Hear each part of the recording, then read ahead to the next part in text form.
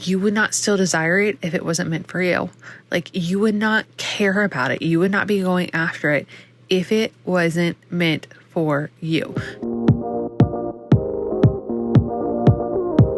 So I want to talk this week about crafting your own breakthrough and the ways in which we find the answers that we are hiding from ourselves. And your first question might be, how do I know if I'm hiding an answer to a question from myself? And I think this depends on what you're manifesting and calling into your life. But I do feel like oftentimes when we're calling something in, the universe will give us little nudges, little moments to tell us that we've been heard in whatever it is that we are saying, we are clearing, we are doing, whatever it is that has maybe come up to our mind that we are acknowledging. It will give us a like, okay, this is what you're aligned for versus this is what you're aligned for. Sometimes in the case of money, we see this a lot whenever people are starting to begin to really intentionally look at their energetic match for money.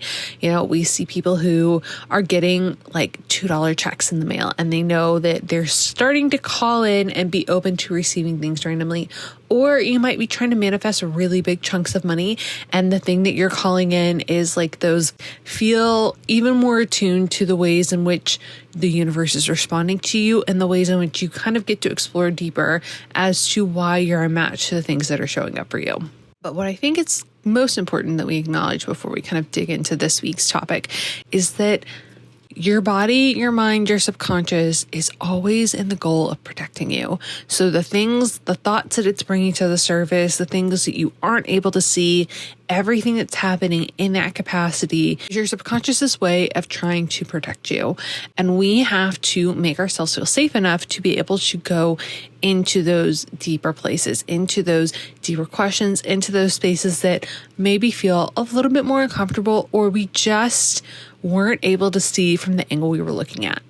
So before you sign up for another course, before you buy another book, before you do another thing, let's see if we can take the things that you're already utilizing, that you already kind of feel like work, and make them deeper. Or if you can shift your perspective and maybe change what you're doing because you haven't really been willing to admit that it's not working for you. So I had this breakdown in July of this year, and July is my birthday. That is kind of my reset for the year. I'm not a big New Year's person because I like to be on my own timeline for things. And I really feel like that's the time of the year that I can say, okay, this is what I set out to do this year. And this is how it actually worked out. And am I being honest with myself about the results? Am I being honest with myself about the approach? And what are the things that I need to change? And the conclusion I came to this year pretty much took me to my knees in the way that you don't want to have to hit it, but you need to hit it to be willing to make the change. So I think it's important that we start this with admitting what isn't working for us, and not in a way where it means you don't get to have the thing that you're calling in, you don't get to have the thing that you want. Something that I was recently reminded of is that you would not still desire it if it wasn't meant for you. You would not care about it. You would not be going after it if it wasn't meant for you. So take that off the equation, take that off the plate. That's not a factor in this. We want to take a step back and just tweak the way we are seeing things. It's like you're watching a movie and somebody is changing the color grade in your eyes, and it goes from being really happy and being really bright to feeling really moody and being really down. And as the colors change, you're noticing different details and the song hits differently, and everything's changing when we kind of just give ourselves the moment to play with the dials. So be really honest with what you think is working for you. What friends are working for you? What habits are working for you? Where do you feel like you are just lost and things aren't happening the way you want it to and you don't really feel supported? What are the things that just feel like they aren't on your side right now and they are not working in your favor? And acknowledge those without judgment. Just acknowledge the fact that they are here and they are part of your journey. And now you get the opportunity to do something about them. I think a lot of times we get to this point where we're feeling stuck.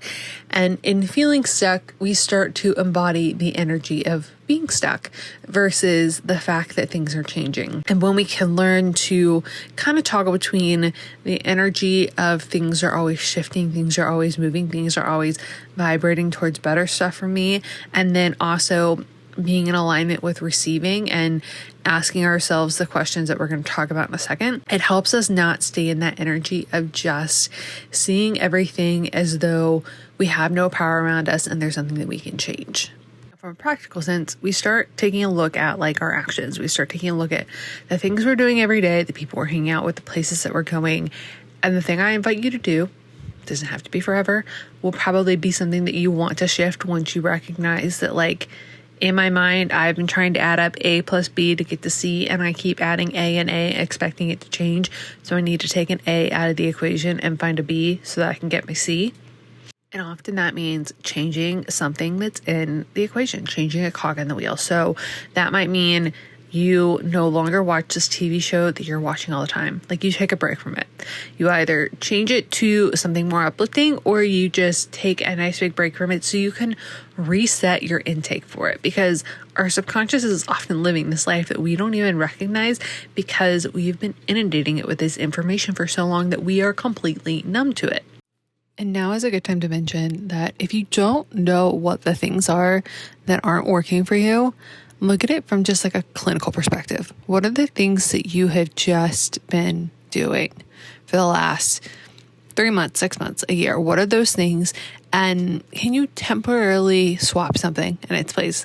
Can you spend more time with a different person? Can you spend less time with a different person? Can you not watch the news first thing? Can you not watch TV before you go to bed?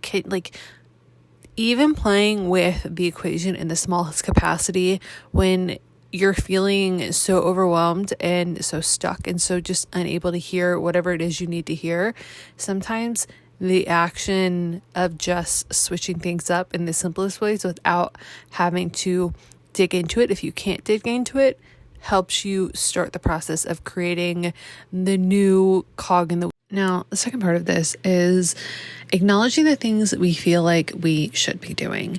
And this is something that is a continual part of our growth and is a continual part of building trust in ourselves, because inevitably the biggest portion of our ability to manifest is going to be our ability to hear our own voice and to hear our intuition and to really create the space that we need to listen. So let's talk about some of the tools that you're probably utilizing, that I've been utilizing, that we all kind of utilize in ways that maybe you need to utilize differently.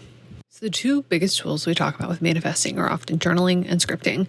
Those are the ones that we hear the most often, and they are taught in a lot of ways by a lot of different people, and we're each teaching the way that works for us. But it's even better when we get to a point where we can say, I've been trying it. I understand that this tool is helpful, but the way in which I'm trying to utilize it is not working for me. Is there a different way or a different version of this that might be better suited to what I need to do to get the answers I'm seeking, to feel more like an energetic match, to feel more aligned with the thing that I'm calling in?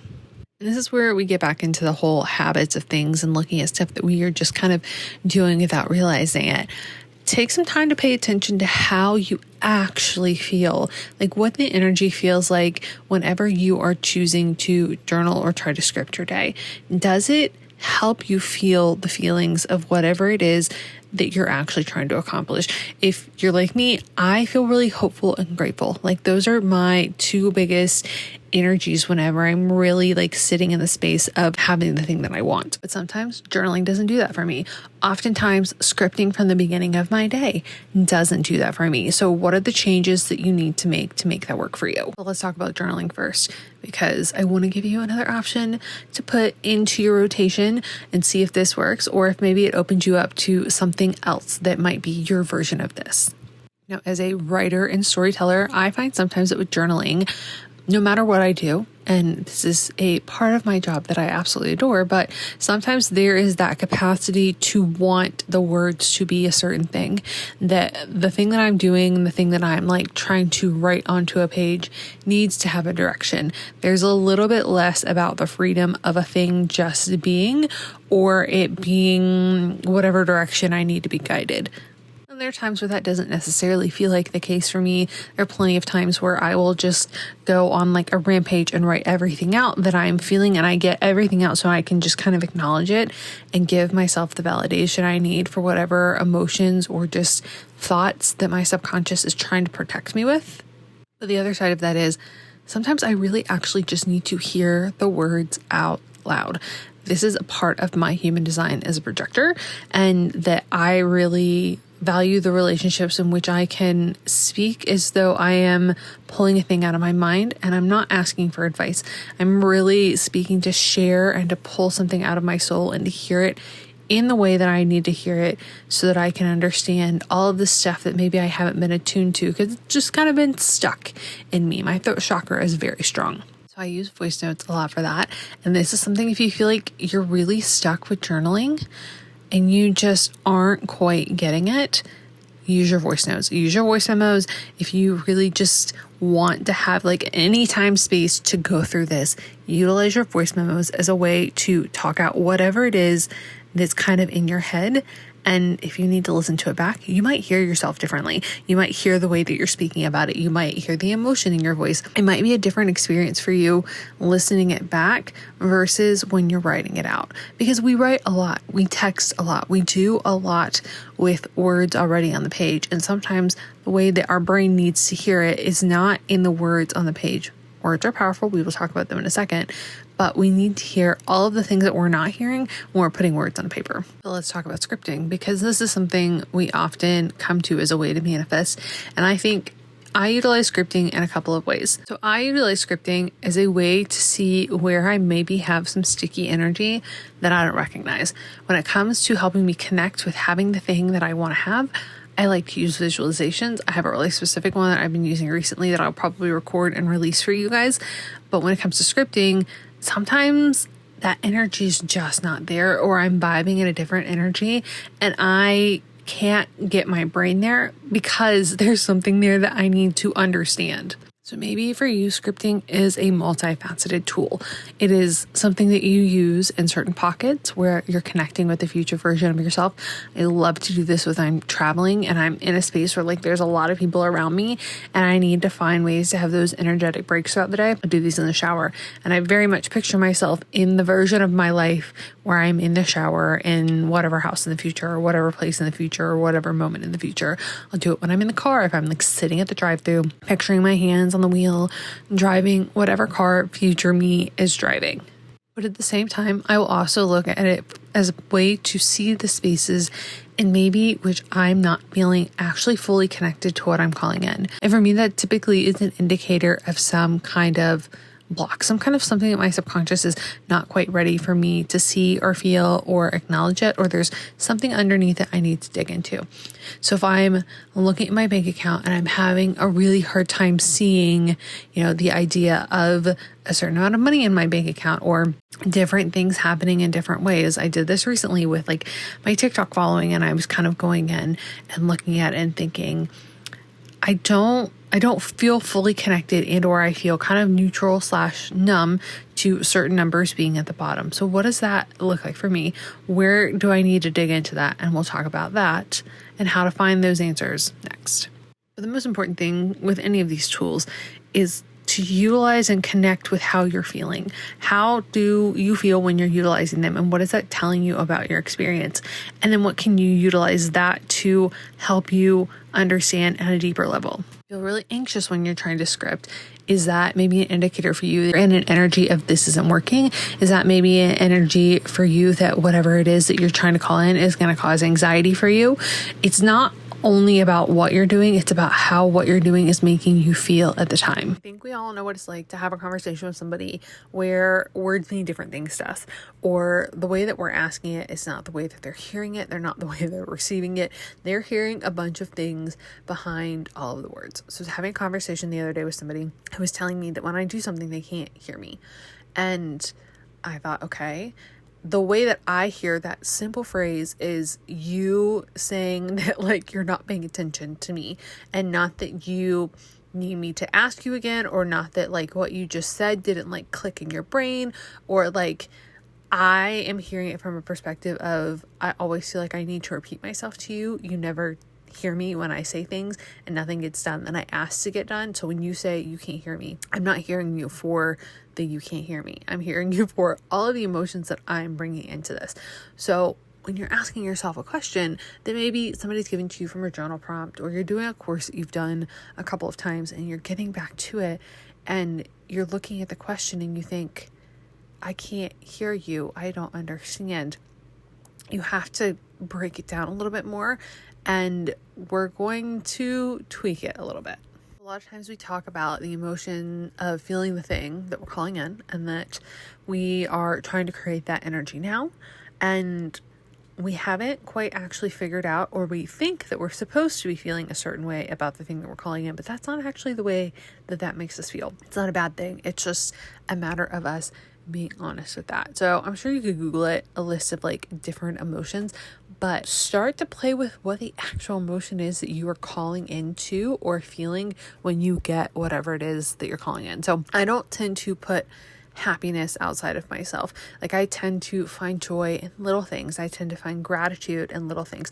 I tend to lean more towards gratitude than any other emotion. But when I'm calling in something, I specifically tend to feel hopeful, because whatever it is I'm calling in means change. It means possibility. It means, there's so much like good and powerfulness that can spread from this thing that I'm calling in. And because I understand the why behind the thing that I'm calling in, specifically for me, but like hope and gratitude are the emotions that I feel. So at the same time, when you're looking at the thing that you're calling in and you're saying, okay, normally the question is, what in me believes that I can't have this? What in me believes this is impossible for me, whatever the case may be. And you've been in manifesting for however long, or you've been kind of in this state of wanting to call stuff in, and you're looking at it and you're thinking, well, like, I totally believe it's possible because I know it's possible because it's worked for everybody else. So like, that's not the question that your subconscious needs you to ask.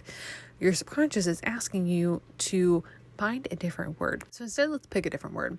This is a great time to use a thesaurus, or again, some kind of other, I'm sure I will find a link in the description box for you guys of like an emotional list of things. But like, maybe the question needs to be different, is what pain do I think I will have if I receive this? Because maybe there's something in your subconscious that creates money with pain, and pain that it's caused you in the past, and you haven't been ready to face that, or it's just not in your frequency and you needed to hear that specific word. So you've identified what you want.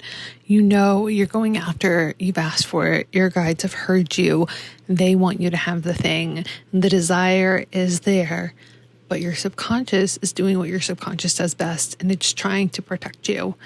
And it needs to hear the words in a way that it feels safe enough to answer them. It needs to feel safe enough to be able to pull back and acknowledge whatever it is that it's been hiding.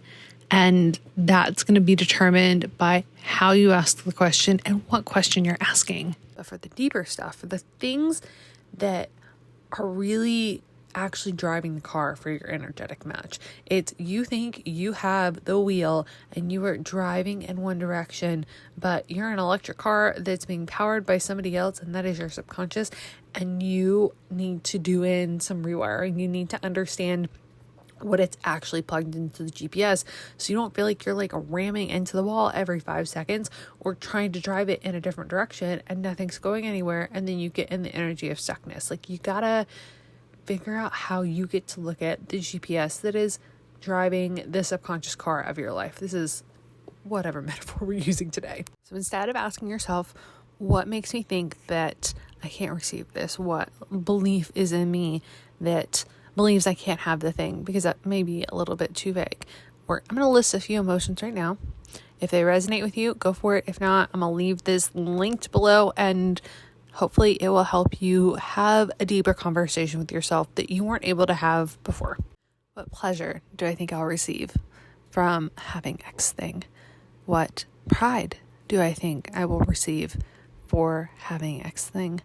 What loneliness do I think I will receive for calling in X thing? Do I think having X thing will make me feel miserable? What kind of anxiety do I think X thing will bring into my life?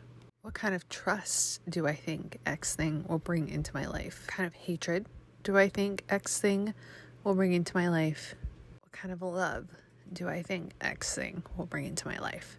And of course, from there, it's our job to say, is this ultimately true?